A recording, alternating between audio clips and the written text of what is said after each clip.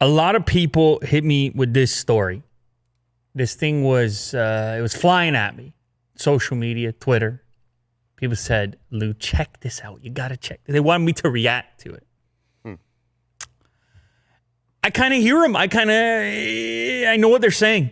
I understand why that's something they want to see because this news, it's kind of a shock. It's a bit of a shock. The iPhone 12 will not include a charger in the box. No charger at all? 20-watt power adapter will be sold separately. Oh. I'm just going to let that sit there for a minute. Did they come with the dinky one? The little one? No, it's gone. It's gone. I just want to let that sit there for a minute. Let you think about it. Let you feel that. What that feels like. All right. First of all, before you get carried away, Will, or before I get carried away, before anyone gets carried away, there is an argument that exists. I'm sure this is the argument that Apple's going to make. They're going to say, you have enough power bricks. You don't need another power brick. They're going to say, you've been buying iPhones from us for how long? They just pick up an old power brick and use that one. They're going to say, it's all about the environment. That's what they're going to say. I'm just setting it up. No, by the way, I should just, for the record, it's obviously not official. Analyst Ming Chi Kuo has said he obtained a research note, or he said in a research note, which was then obtained by Mac Rumors, that this was going to be the case. And then that also lines up with a previous prediction shared by analysts at Barclays earlier this week. So that's a couple different players now saying that the next generation iPhone is not going to have a power brick in it. So it seems he's pretty on point. Ming Chi's usually on point. And then you have the other piece to kind of corroborate. And then, of course, you have the post from all the rumor sites. We had the previous rumor about this 20-watt charge brick. And I was saying, oh, cool. People are going to get an upgrade. Because people were stuck for so long on that 5-watt power brick. Then there was the 18-watt. And then another upgrade. Sounded great. 20-watt power brick.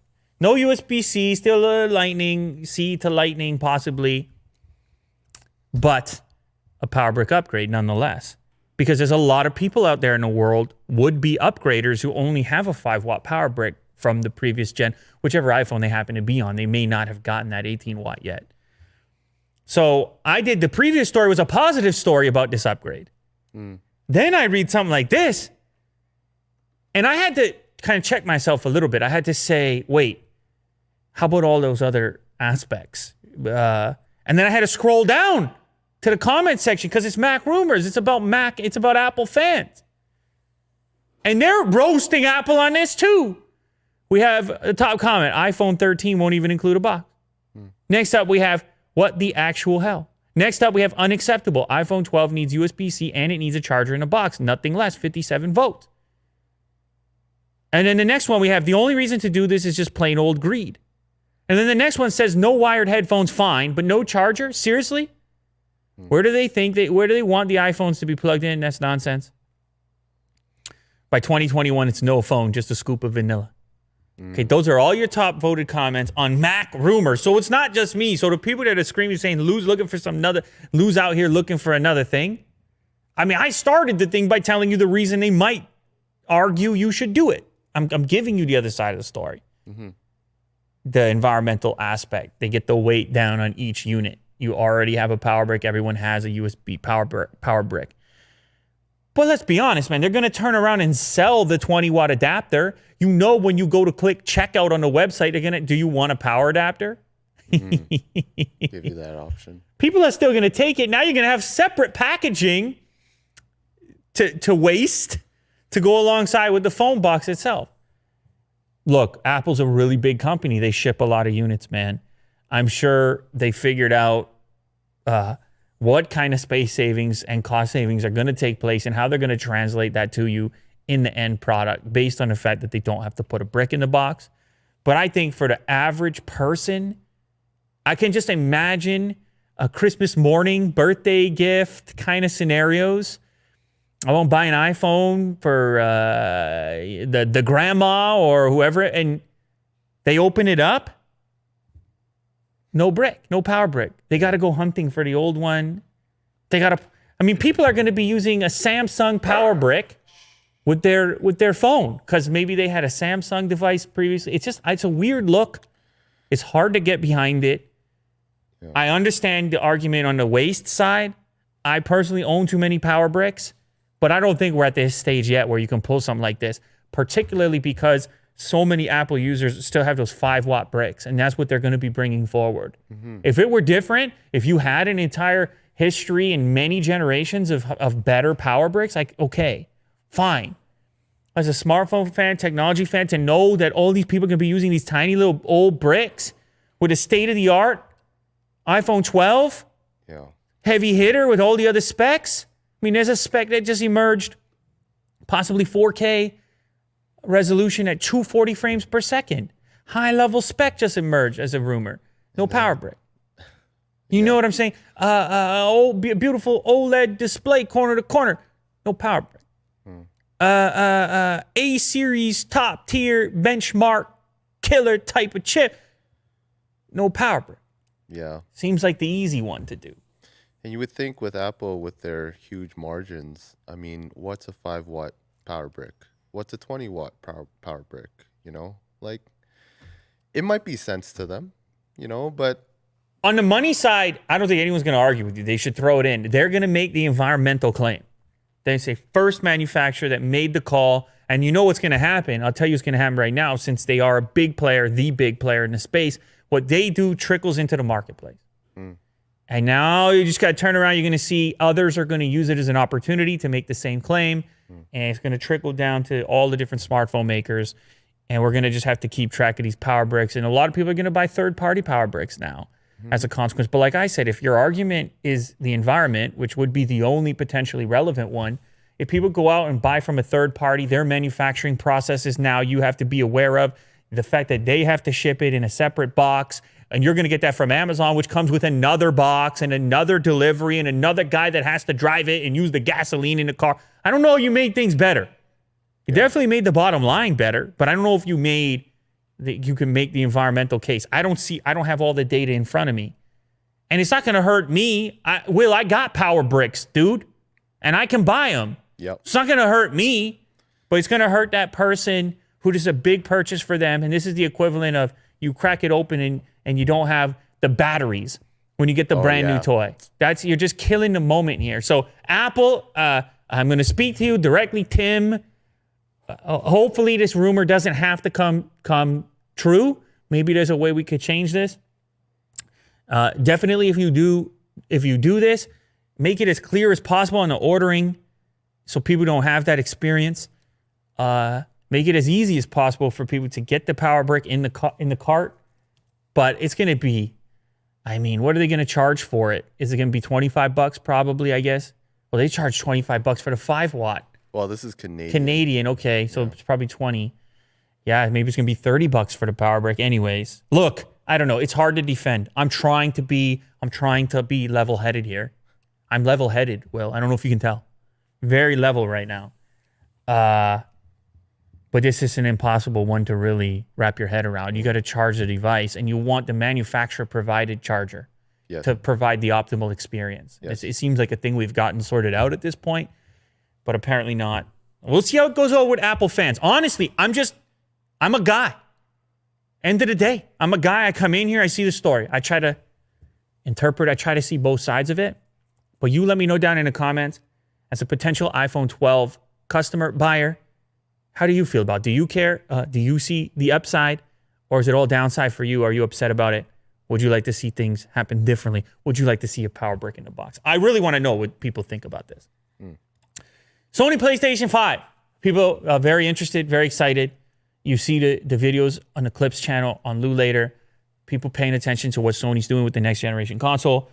We don't have a price yet, but price has become increasingly the topic that's interesting to people. They want to know, in this day and age, in this era, what can you really pay for these things? Talk about with the Xbox, talk about with the PlayStation. We had the leak, the Amazon leak, which then people disputed. We have this article here on Giz China, which is giving some credence to a Twitter user who posted some speculative price points, but people are equally upset with this guy because they're saying you're just speculating. So to be clear, before we get into these numbers, This is coming from an individual who is speculating. Yes. But that's kind of what we're all doing for Yeah. the time being. He puts the entry price for the regular console at $499. I think I was probably somewhere at the same number in terms of my guess. $500 seems right now. This is where I may have a dispute with this individual. By the way, his Twitter handle, I'm telling you, some people are mad at this guy. His Twitter handle has Iron Man in it, Iron Man PS5. People are going to be mad that I even mentioned him because I read the comments on this article. It says, stop citing this guy because he's just a kid who's guessing. Well, we're all guessing to a certain extent. So I'm not defending I want to look at these prices and kind of come up with my own speculation. How did he become like this prominent speculator? I don't know how prominent he actually is. Now we're going to go on a whole tangent looking at the guy's account. Well, Giz China wrote an article. Well, Giz China, because Giz China writes a lot of articles.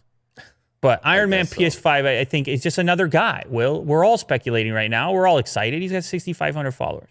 Well, now he's got 10 more because you just showed his Twitter page. So, anyways, look, I just wanted to use these numbers as a jumping off point. I don't want to claim that these are a leak or that these are for sure going to be the numbers. $499, I think, is close. It could be $549, $499, just based on what I'm seeing out there. The digital only version, though, he has at $399, availability November 20th, Japan earlier than that, November 14th. Interestingly, he has a higher price point in Japan for the digital only version than the US equivalent, and then he has a lower price point in Japan for the non-digital only version, for the premium version with the disk drive. Anyway, this could just be weird conversion stuff going on. $399 is the price that he has for the digital only. I feel that might be too cheap. Mm-hmm. I don't know why. The digital only customer is probably going to pick up that unit. Do you think, though, the $499 to $399 it feels too big? An optical drive? No. That would totally convince people to go away from the optical. Maybe that's the goal. Mm-hmm. But if everything else is the same, the absence of the optical drive, then that should be $449 for the digital only version. Right. However, maybe the fact that Sony can make up some difference in only delivering digital copies, because that's cheaper for them to do than keep manufacturing these discs. They charge the same price, digital or otherwise. Right. Then maybe they can subsidize that cost all the way down to $399. I think $399 would be a killer price for a brand new next generation console. Nonetheless, I think that's aggressive, and I wouldn't be surprised to see $449, $50 difference. But that doesn't seem like a huge difference. So still very fluid, very curious about it. The guy goes on to speculate on some other stuff, the vertical stand, the media remote control, the 3D wireless headset. People called him out because of his controller pricing. They say for sure it's going to be more than $60. He's got it listed at $59.99, which I think is the current price of a controller. There's also a list of upcoming games that supposedly will arrive in 2020. But again, I pass the question on. I wonder what people really want to pay for this thing based on what we've seen leaked out, the potential for graphics performance upcoming. Is 500 fair? Are you only willing to go up to 400?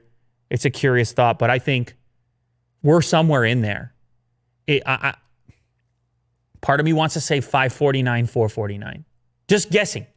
Mm-hmm. Just guessing what the market can bear at the moment and the caliber of what they're putting out, the claims they're making about the console. 549, 449 feels real. It would be tough at 599, 499. That would be tough. Mm-hmm. But again, it depends what their play is, how they want to push people to the digital only version. What's your guess? Let's just put our guesses on paper. Will, let's put our neck out there. Why don't we? And people can hold us to it when it actually happens. My final guess, I'm gonna do $499, $429. $499, $429. Now you put your neck out there as well. I think it's gonna be $599 $549. Rich blood, Willie do. Yeah. You probably pick up only a dozen at that price. Yeah. The benchmarks have surfaced for Apple's first ARM-based computer. That is, of course, the developer transition kit. It's not an officially available computer. This is the thing that we talked about, saw at WWDC.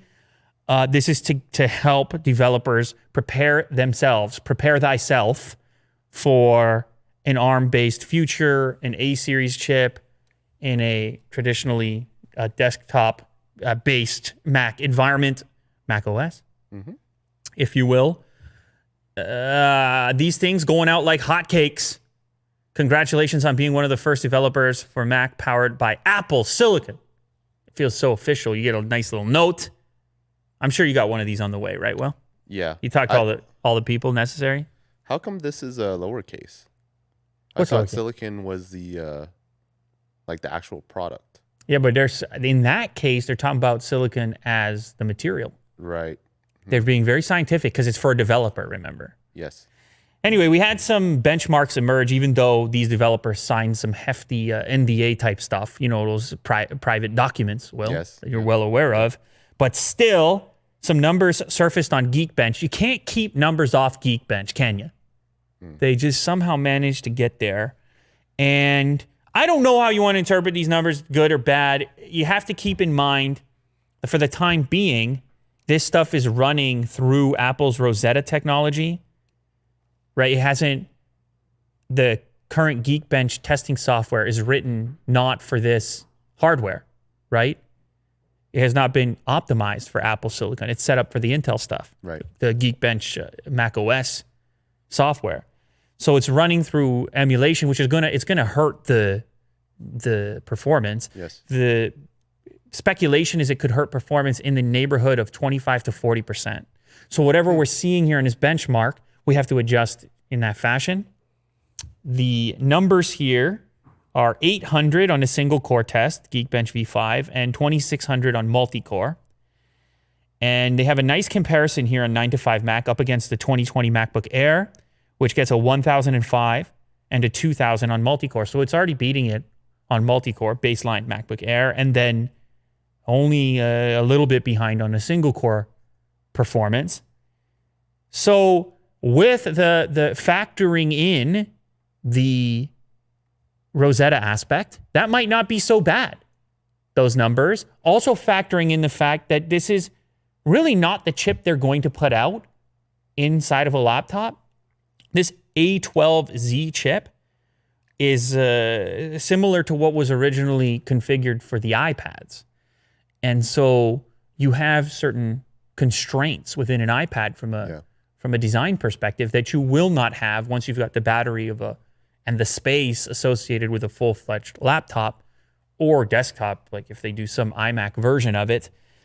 So presumably you can see this performance increase substantially at that point. This is just a transition kit. It serves one purpose, to help the developer transition. So it's hard to take too much out of it, but I actually think it's kind of promising, these numbers, given the Rosetta factor and given the fact that it's just a little Mac Mini chassis and it's the very first version of it in the form of a transition kit. It's currently about as fast as an Intel-based baseline MacBook Air.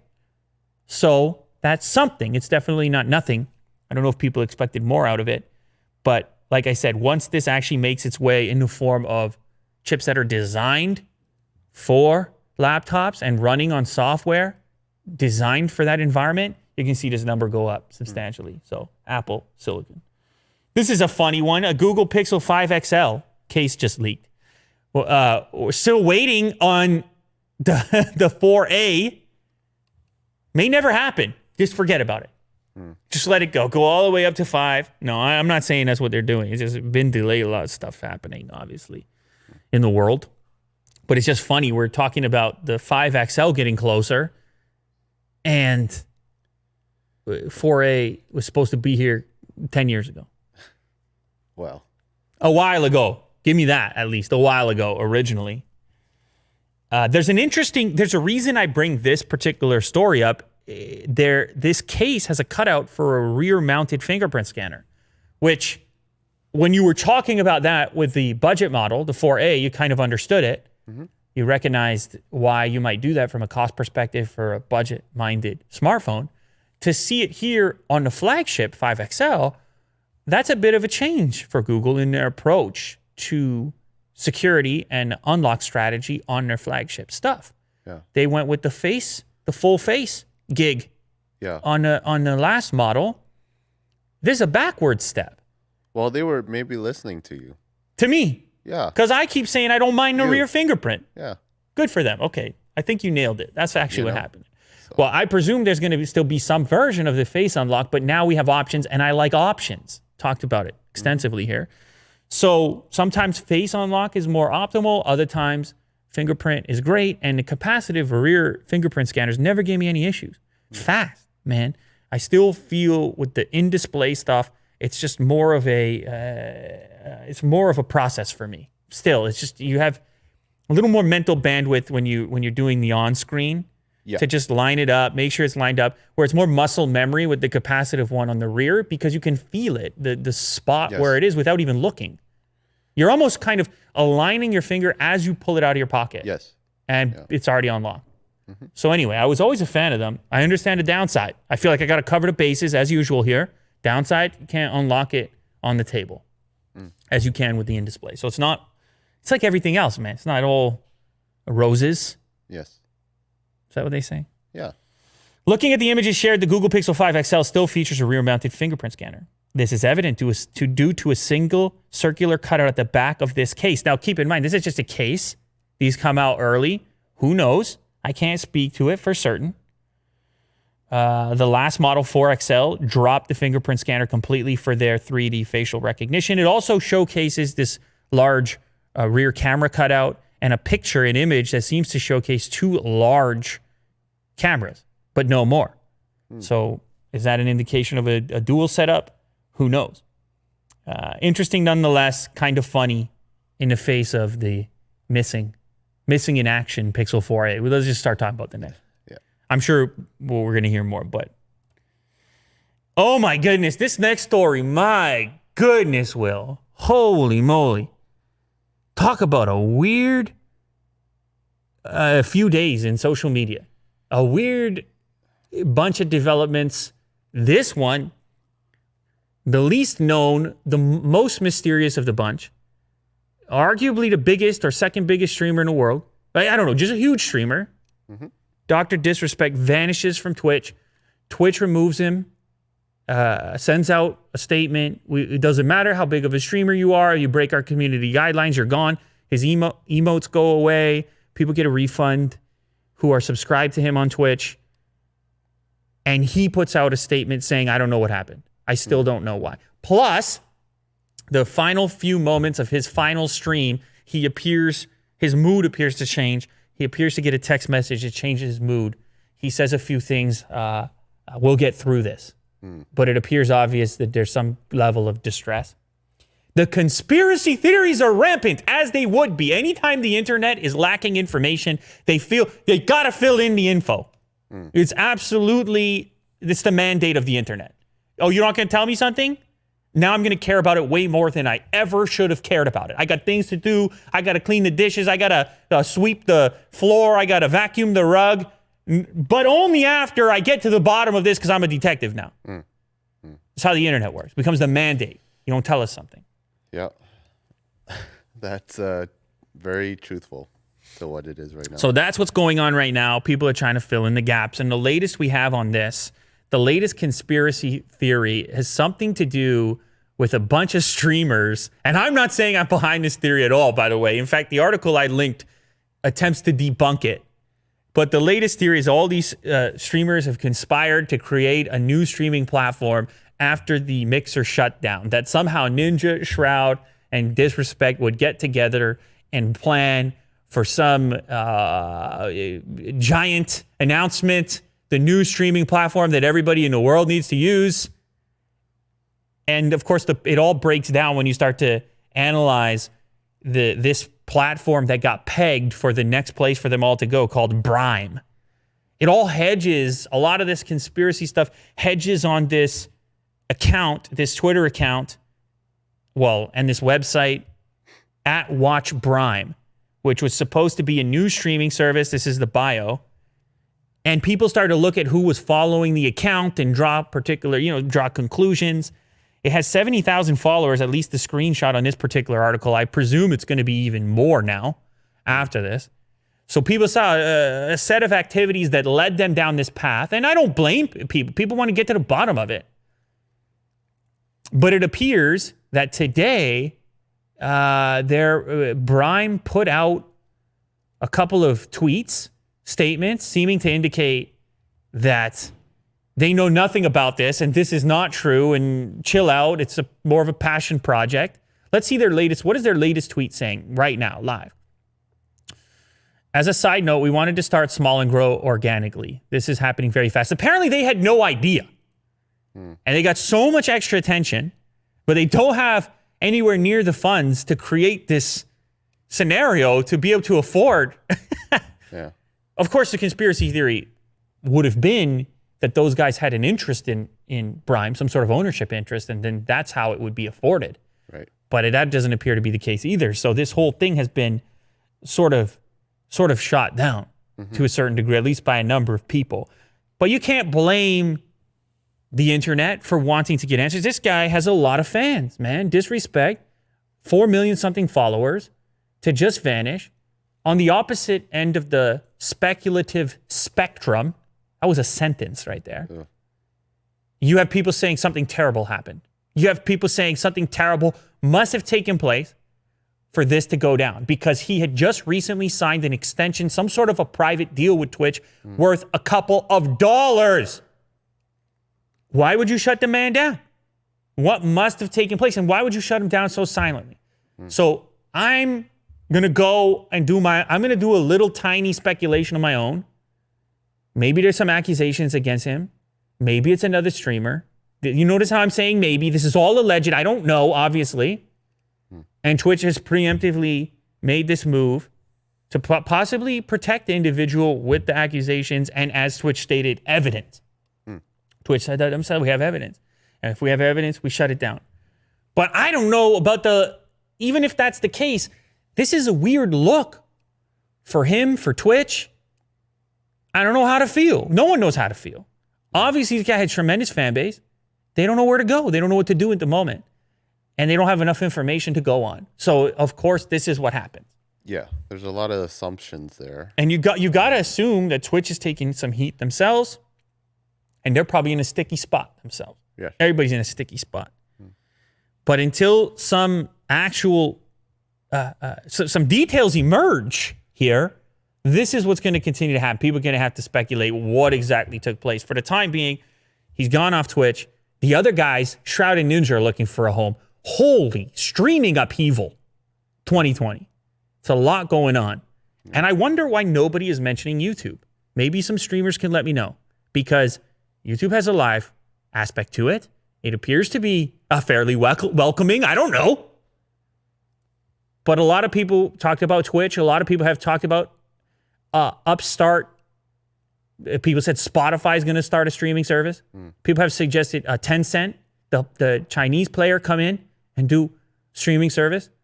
I'm not sure what it is about gaming and YouTube, if it just hasn't meshed up properly yet. But I would assume if I'm YouTube, let me just say something. If I'm YouTube gaming, I'm making a few phone calls. I'm trying to get to the bottom of it myself, because if it's kind of a nonchalant, if it's a contract dispute, something, if it's nothing major that people are really gonna, then I want to talk to Disrespect and say, maybe you want to hop over here, or even Ninja and Shroud for that matter.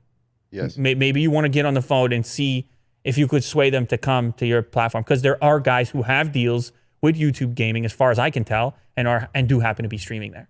So I'm curious. But of course, I'm here on YouTube, so it seems obvious to me. Yes.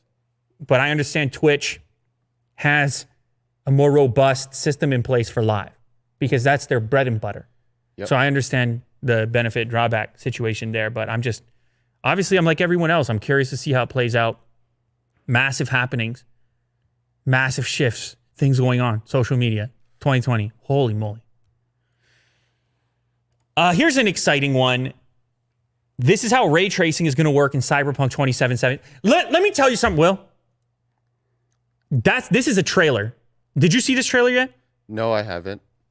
So I'm a fan of ray tracing. I'll tell you what, this is how this trailer, it got me going a little bit.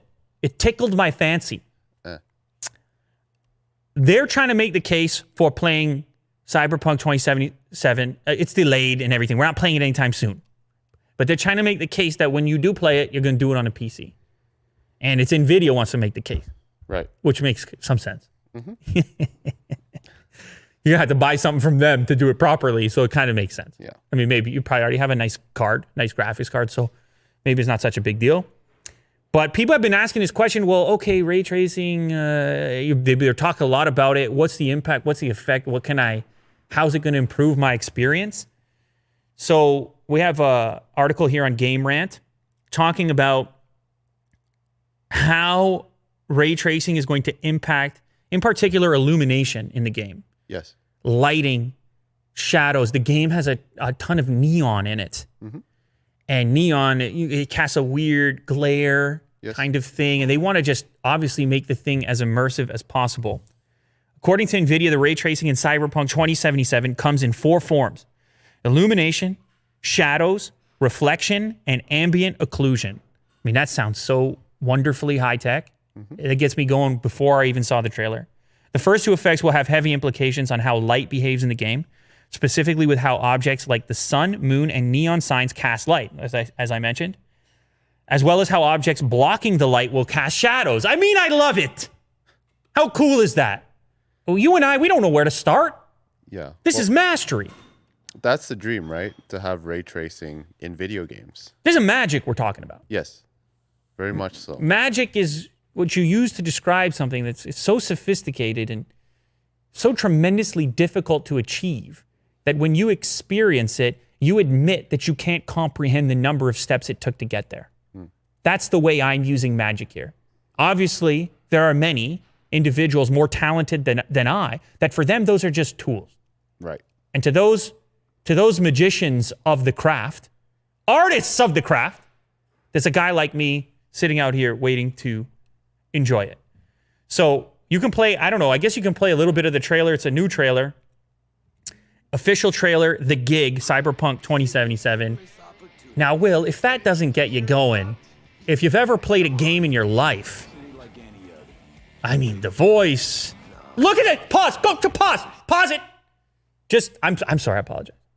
Just go back to the car and do a freeze frame on a car in the street. And people are going to think I'm too crazy here. No. A little further back where you can see the car. Yes. The reflections. The reflections on the roof of the car. You see the individual light sources over there. And how they move. That's how moving. On the street. The reflections. I'm telling you, Will. If this can't do it for you, then we're done here. I can't help you.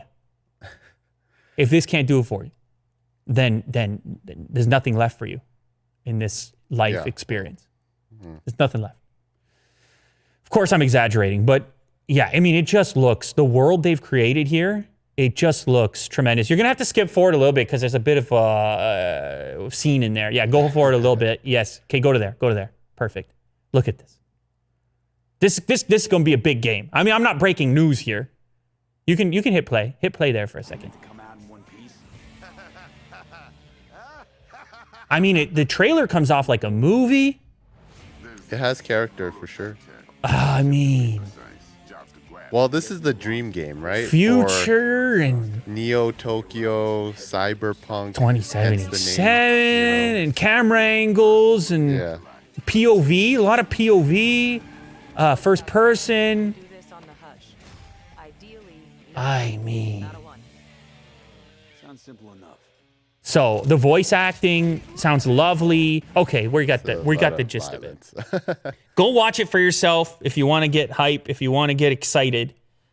I love hearing about this stuff. How sometimes these promises that we get in tech, they feel, and I said this in the spot video, they feel far off.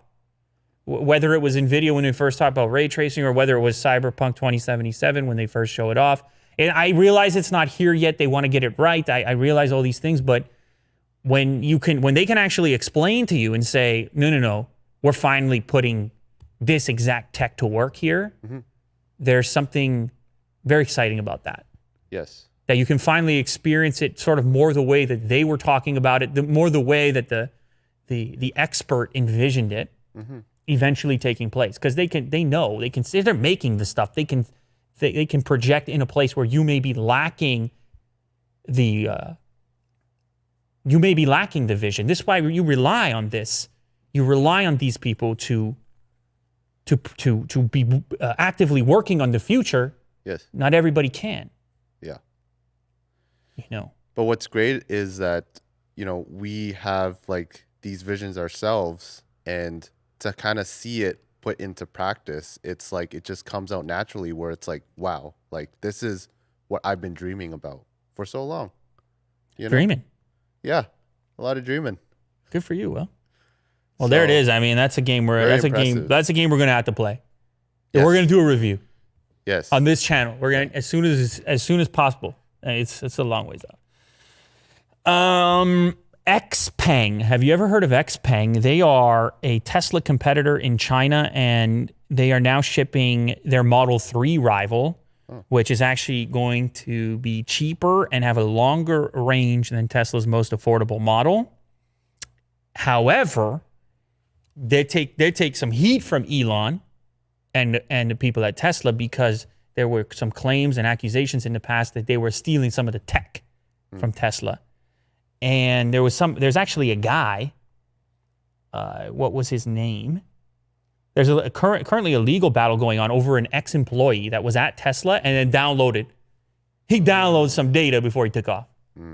Some key data. And then he said afterwards, I didn't do anything with the data. But he goes to work over there. Yeah, a saboteur, as they say, right?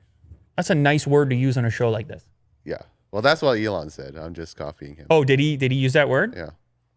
Last year, Tesla accused his former employee, Cao Guangji, of stealing trade secrets and bringing them to XPeng. Apple made a similar accusation about its own former employee, Zhang Xiaolang. Look at me, man. I mean, very impressive. While Cao was placed on leave during the investigation, Zhang wound up being fired after criminal charges were filed against him in the U.S. Cao admitted that he uploaded Tesla's autopilot-related source code to his own drive, but he denied that the files contained trade secrets or that he handed them over to Tesla's Chinese rival. XPeng said it had nothing to do with the incident. You following where I'm going here? He downloads the thing, he goes to work for them and claims like, oh yeah, whatever I download, I just keep that just in case. Nothing in there important. However, then Tesla was asking during the legal battle that's going on now, asking for the source code that XPeng is using to see if there's a resemblance, and they haven't got that yet. So it's an ongoing dispute, but in the meantime, it's a battleground in China over electric vehicle dominance. Right now, Tesla is in the lead. They're shipping more units than any of these other players for a good reason, or early in the space, and they invested in China. They put a gigafactory in China, and they're ready to go. They're ready to do battle in China. However, this one now is coming in cheaper and with more range. That's going to be interesting to buyers. You can't blame them. Chinese EV startup XPeng announced on Sunday that it started nationwide deliveries of its newest P7 sports sedan, which starts at a price of 229,900 won, which is U.S. equivalent 32,470. The starting price for the entry-level Tesla Model 3 is 38,350. So it's about $6,000 US less. And that base model is going to have better range. So that's going to... What? Go ahead, Will. You're looking at a picture. Go ahead. What do you think about this? This website looks remarkably like Tesla's. What are you trying to say, Will? I mean, What are you trying to say, Will? They stole the HTML code for the website. The inspect element. Just copied the whole thing. The car you feel the car as well is Tesla inspired? It does have some sort of inspiration. But I mean, there's also only so much you can do with cars. The trim around the window, that chrome trim around the passenger and driver's side window, a little Tesla-ish. And Let's do a side by side. oh wow, Will really wants to get to the bottom of this. I mean, It's interesting. They give you the solar panels as the I know as the first thing. homepage. Okay, you're right. They are very remarkably similar websites. I mean, come on. You know? Will's very upset right now. You know what, Will? Eh. Is that how bad of a thing is that? I mean, In if your it mind, I works- get that people look at it and they say, "How dare you rip it?" But really speaking, what do you want them to do? Put together a trash website? No, but I mean, there's so many different types of like UI there. You can make it look nice, but also. But they not want the to same. compete against Tesla. They want a buyer to feel comfortable, like this is another option. They want a person that's cross shopping Tesla to land on their site and say, "Oh, this, I feel comfortable here as well." Yeah, I mean, there's some research there. It's just like it's the same website. Yeah. I try to buy a Model 3, I end up with a P7. But you accidentally bought off the wrong one. I don't know. I'll just say, from my point of view, I've been in this long enough now to know there are very few things that are the only version or the only way of something. When Tesla first came out, people said the Model S looked like I can't even remember, a Jaguar or something. They had another sedan at the time that people were A-Bing against and say, like, it looks a lot like that one. I agree with you. Wherever possible, you do like to see a unique approach. However, I'm not surprised with the success of Tesla that you as a company would model yourself after them. And I bet you, if you asked Xpeng, hey, have you modeled yourself after Tesla? They'd say, yes, absolutely, if they were being honest. right. But I don't know how much of a problem I see in that, other than when it gets to the point of espionage and ripping data and Yes. and if, again, it's just accusations at the moment. If it gets to the point of that, it's a different story. But as far as modeling yourself after Tesla, if you were starting a car company right now and you didn't, you might be dumb. If we're just being honest. Yeah, I mean, they are paving the way. But it's really a shot, Will's upset. shot Okay. for shot. Come Okay, Will's upset. Come on. Look, man, there's always 2 points of view. So it's fair. We got to cover both points of view. It's always 2 points of view. But nonetheless, we'll see how the court case shakes out. For the time being, we'll see what Chinese customers think, and if the lower price is enough to convince them, or if they want to stick to the Tesla brand. It appears that for the time being, Tesla's having success in China. Last one here. Speaking of autonomous driving, which was, of course, that was the aspect they were most concerned with sharing, because that's hard stuff, man. Whew! Autonomous driving, hard stuff. That's the aspect they were most worried about. And also, shout out to the Spot video, robotics. Interesting, exciting stuff. We have an autonomous robot here using UVC light to disinfect warehouses. This UVC light, powerful stuff, potent stuff, the same stuff that we saw in the phone soap product that we featured a while back to clean your smartphone from certain germs. And then you were sending me links, I remember once upon a time, units that could be placed in healthcare scenarios that could disinfect a room using UVC light. Yep. Well, this is the next phase of it. It was very useful. A lot of people on the Spot video were saying, what can I do with the thing? Oh, it's marching around, big deal. There's some of that attitude. It's people, vision. It doesn't have to be right now. It doesn't have to be, a lot of things are not pouring you a drink right now. But you just have to expand. You go just a little further. I mean, you don't have to. You could just only care about stuff that's doing something for you right now. If that's your way of thinking, your line of work, so be it. But to those that are capable of pushing the vision a step further, they will benefit greatly because they can imagine a future in which they can modify their movements today in order to take better advantage of what that future looks like in general. If you're only ever concerned exclusively about what a thing can do for you immediately, you might be missing out on opportunities in the future. So it could be helpful to forecast a little further for yourself. Anyway, when I saw Spot, that's all the stuff that started going through my head. The eventuality. What does this mean? That's where I wanted to. What does it mean? Anyway, here is an example of a practical application in which robotics could go to work immediately in a way that really would be difficult for a human to replicate. This is a robot that will move about an industrial facility warehouse with these powerful UVC lights. It can work autonomously or be driven off-site. And in about half an hour, it can cover and disinfect around 4,000 square feet of surface. And the thing that really struck me here, when I was reading, is it can also neutralize aerosolized virus particles. I did not know that about UVC. So it's not just surfaces, but it's also stuff in the air.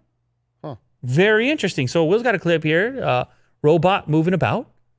And as you can tell, seamless activity, faster actually than I imagined. Oh, yeah. The robot is from Ava Robotics. Researchers from MIT have collaborated here to create this creature. It's currently working at a food bank, I believe. What did they say here? Which food bank was it? GBFB's warehouse, the Greater Boston Food Bank. So think about this, Will. The food bank, you know how that works. Trying to get food to people. You would be concerned if the surface of this stuff you were handing this stuff out was infected in some way. Mm-hmm. Spin this dude around. Feel a little bit more confident. This guy can take out 90% of virus particles on the surfaces in about half an hour, 4,000 square feet, traveling at 0.22 miles per hour. Huh. Nothing wrong with that. So, again, maybe not everybody has a vision for how all this stuff is going to work immediately, but here's an example, practical application, where there's going to be a real impact and effect if this tech goes to work. Now, it's important to note, another reason why it's nice to have a robot do this is UVC is dangerous to humans. So guy can't be waving a wand out there. No. So this is perfect job for a robot. Yeah. And here we have it in the form of, do they have a name for this one? Just Ava Robotics? They don't name this one specifically? Robots have to have a name, don't they? George. This one doesn't have it yet, I don't think. Unless I'm missing it in the article. Anyway, you can give it whatever name you want. Come up with a good name for that robot. Travels faster than I thought. 4,000 square feet. Amazon could have these things flying about in the warehouse. In the warehouse when during off hours. Yep. It's cool. I'm into it. The future can be whatever we want it to be. It's just a matter of how far in advance you want to look, you're capable of looking. That's an investment too, right? You got to be out here sort of scouring the thing in order to envision how our actions today are going to impact the future. And how, I mean, you hear Elon talking about it with AI. Like, this stuff is happening. And if you can't even see it happening, then you certainly aren't going to have an impact on it. You're just going to be a bystander. However, even for a regular citizen, if you can start to imagine that future, there are things, little things you can do now, even if it's just investing in a company, even if it's just, if you have a small business, there are things you can do now. Here's an example of something happening right now as a consequence of envisioning what tech can do for you. And that's what these students at MIT were capable of right here. So that's the stuff I'm talking about. Extend the vision. Enjoy the future.